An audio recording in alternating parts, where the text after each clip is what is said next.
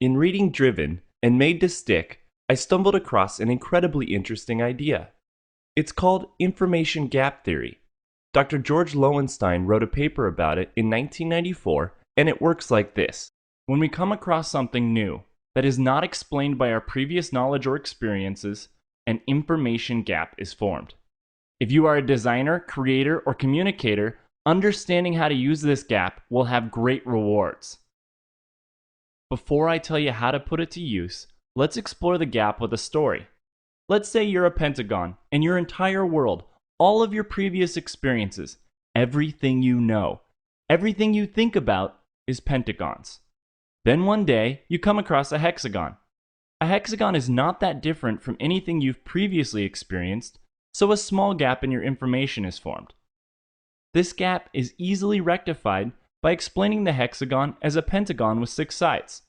You quickly close the information gap and move on. Next, you come across a polygon. This polygon is unlike anything you've ever seen before, and it creates a huge information gap. A problem occurs.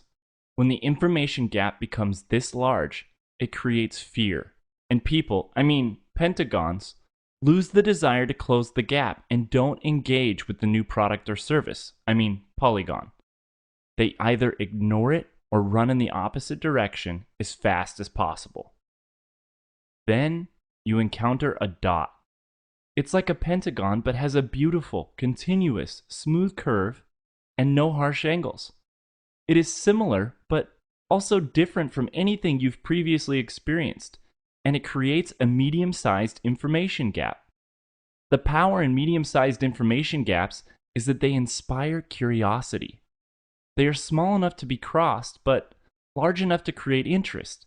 And this is the key to putting Lowenstein's information gap theory to work for you. When you are building your next new product, service, or ad campaign, aim to create medium-sized information gaps. It amazes me how many new product developers, marketers, and advertisers create the wrong-sized gap.